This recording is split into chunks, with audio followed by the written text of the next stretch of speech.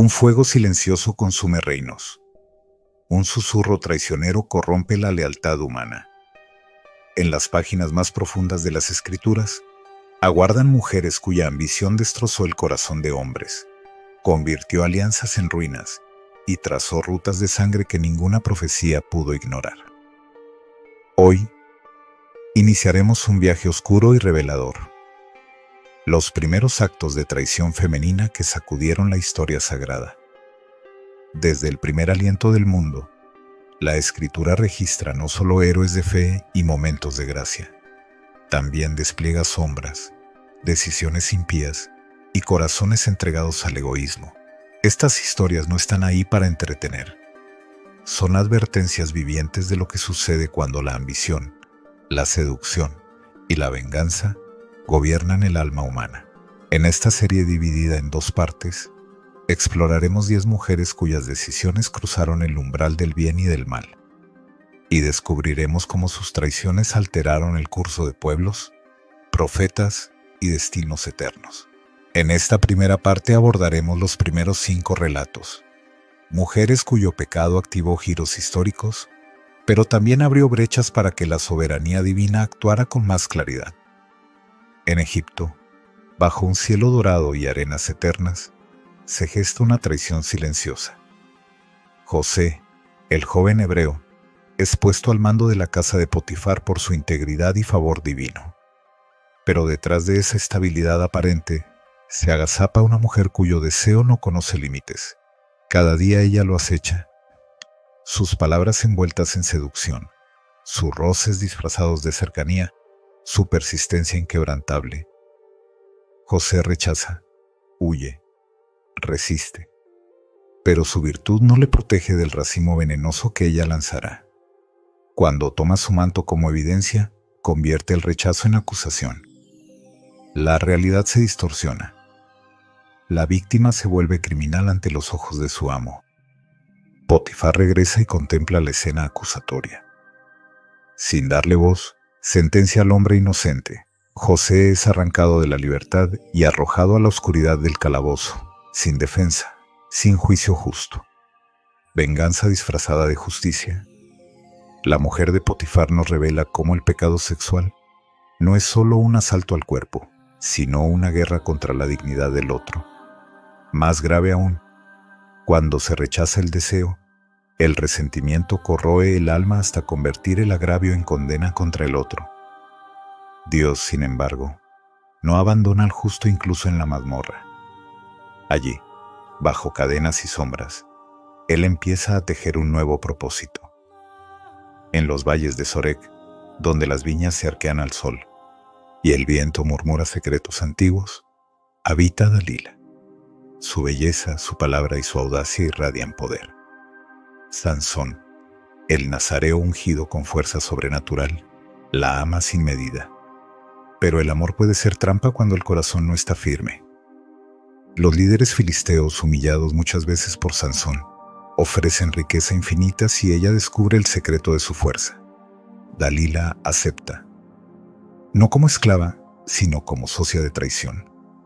Cada pregunta, cada súplica disfrazada de dolor. ¿Por qué no confías en mí? Día tras día insiste.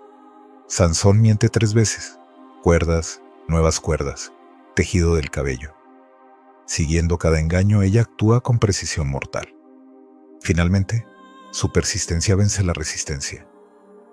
Sansón, quebrantado por el peso emocional, revela la verdad. Su fuerza está en su cabello nazareo. Esa misma noche, mientras duerme, Dalila llama al traidor que corta sus trenzas. El gigante cae. Despierta sin poder, vulnerable como cualquier hombre común. Los filisteos lo capturan, lo humillan, lo ciegan, lo exhiben. La traición de Dalila no solo destruye al hombre que confiaba en ella, deja al pueblo de Israel indefenso ante sus enemigos. Dalila vendió no solo a su amado, sino al destino espiritual de una nación. Dalila revela cuán sutil y mortal puede ser la traición cuando parece venir vestida de amor. La plata corrompe, la promesa engaña, y el corazón entregado al control emocional se vuelve instrumento de destrucción. Dios, sin embargo, no olvida. Incluso en la debilidad del instrumento humano, su plan de redención sigue latiendo. En los salones opulentos del palacio de Herodes Antipas, donde el vino corre abundante y la música acaricia el ambiente, se trama un crimen que estremecerá al cielo. Herodías, mujer de ambición sin límite, reclama para sí un reino que no le basta si no silencia al único que puede destruir su proyecto: Juan el Bautista. Juan denuncia su unión ilícita. Sus palabras resuenan como trueno. Herodías teme más que al hombre, teme al mensaje. Empuja a Herodes para que actúe silenciosamente, pero el tetrarca vacila. Herodías ve su oportunidad en la festividad del cumpleaños real. Con la ayuda de su hija Salomé, monta una danza que encanta al rey. Herodes, intoxicado por el espectáculo y el juramento, se compromete a concederle cualquier deseo. Siguiendo las órdenes de su madre, Salomé pide: «Dame la cabeza de Juan el Bautista». El cuarto se hiela. Herodes titubea, pero no puede retractarse frente a sus invitados. Ordena la ejecución. En minutos, la cabeza del profeta, el mensajero del arrepentimiento, es entregada en un plato al placer vengativo de Herodías. El silencio cae. Las trompetas del juicio callan por un momento, pero el cielo nunca calla. Herodías cayó la voz del profeta, pero no la voz de Dios. La sangre derramada resuena más allá de los muros del palacio, recordando que quien manipula el poder para silenciar la verdad, siembra su propia condena. Herodías nos enseña que la ambición sin escrúpulos nunca tolera la voz que acusa. El poder moldeado por la pasión del orgullo termina manchándose de sangre. La justicia invisible no se puede matar. Dios rescata al mensajero aun cuando el reino terrenal calla su voz. En Judá, donde la promesa davídica sostiene la esperanza del pueblo, surge una sombra que busca borrarla para siempre. Atalía, hija del linaje corrupto de Acab y Jezabel, ve en Judá una extensión de su ambición. Cuando su hijo rey muere, ella no llora, trama un exterminio. Atalía ordena la muerte de sus propios nietos, bebés inocentes cuya única culpa es tener sangre real. La corte grita, los llantos resuenan, las puertas del palacio sellan destinos. Por 6 años, reina con mano de hierro, reinando sobre temor y sangre, mientras profana los altares y abandona el culto del Dios verdadero.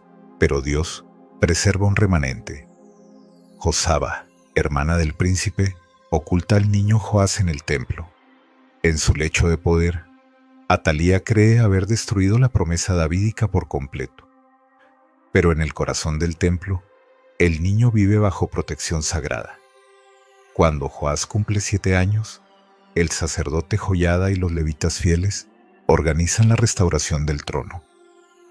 En sábado, el pueblo aclama al verdadero rey en el templo. Atalía, estupefacta, sale gritando conspiración.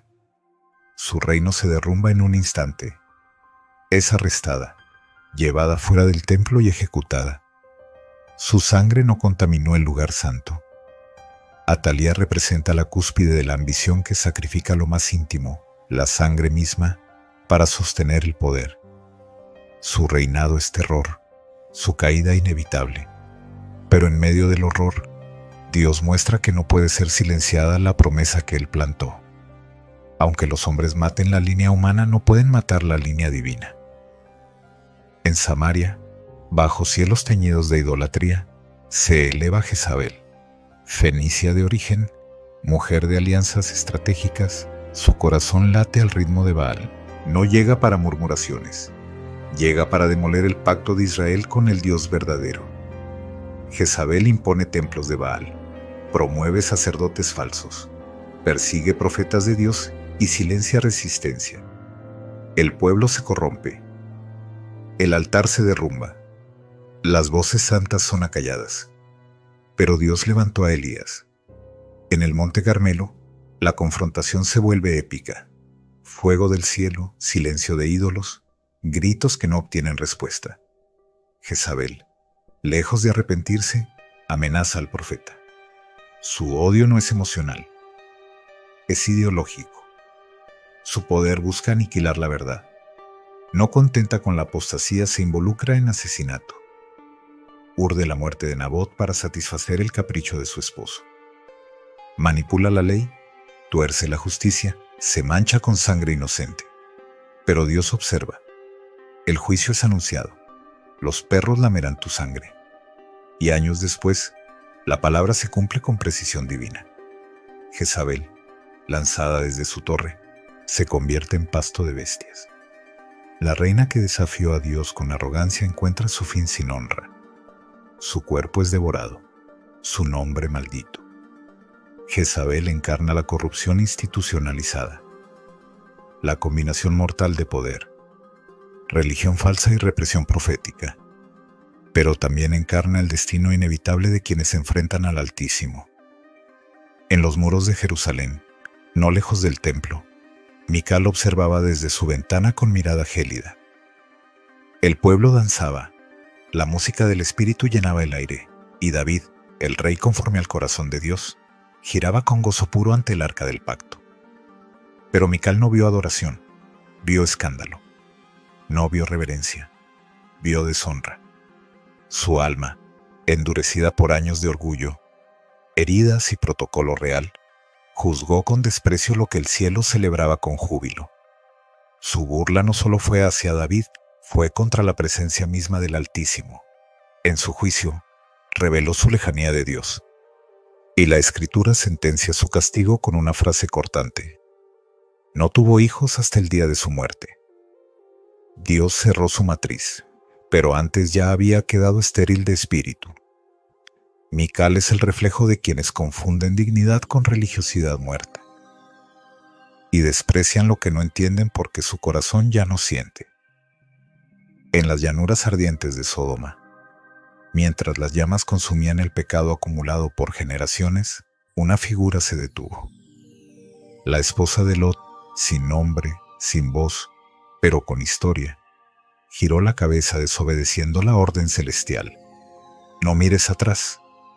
Su cuerpo se convirtió en estatua de sal, un monumento perpetuo de la indecisión espiritual, porque su cuerpo salía, pero su corazón aún pertenecía a las fiestas, las casas, las costumbres del mundo que Dios había condenado. No fue un simple vistazo, fue un lamento disfrazado de nostalgia. La mujer de Lot representa a quienes quieren ser salvos sin soltar el pecado, a quienes caminan con Dios, pero suspiran por Egipto. Su historia nos grita, no basta con salir, hay que cortar los lazos que atan el alma al abismo. En la tierra de Uz, donde vivía el justo Job, la desgracia cayó como tormenta sin aviso. Pérdidas, enfermedades, muerte. Y cuando el cuerpo de Job estaba cubierto de llagas y su alma en agonía, la voz de su esposa se alzó como un látigo.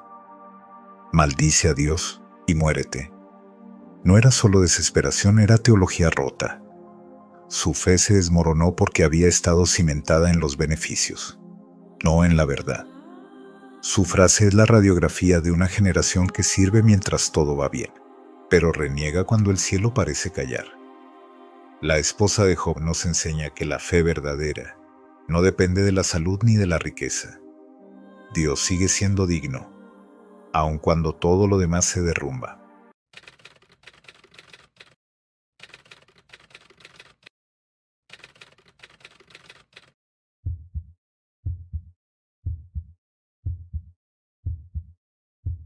Imagina por un momento los pasillos vacíos donde un día reinaron estas mujeres.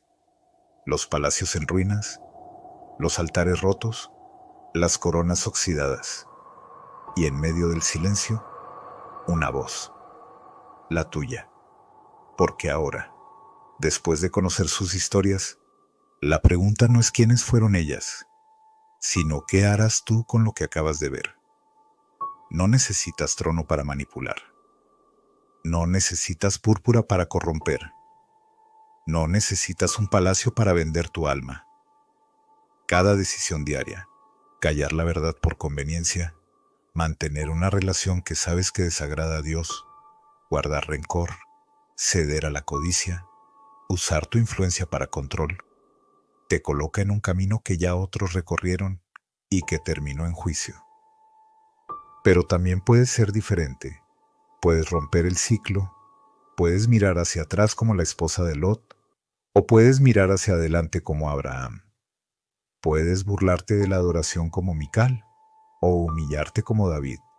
Puedes repetir la historia de Jezabel, o elegir ser como Esther. La diferencia no está en tu pasado, sino en tu decisión presente. Levántate hoy con temor santo. Examina tu corazón. ¿Qué sistemas estás construyendo con tus palabras? ¿Tus relaciones? ¿Tu silencio? ¿Son fortalezas del reino o tronos de rebelión? Porque las sombras también predican, y lo hacen con poder. Pero el Evangelio tiene una luz más fuerte. La cruz de Cristo no solo perdona a las Jezabeles, restaura a las Dalilas, transforma a las Herodías, también levanta mujeres y hombres nuevos, capaces de encender generaciones con un testimonio limpio. Hoy, elige no ser una advertencia, elige ser un milagro. No nacimos para repetir las caídas del pasado, sino para levantar altares donde otros solo dejaron ruinas. Camina con esa convicción. El mundo necesita tu voz. Dios ya escribió la historia. Tú decides el papel que vas a desempeñar.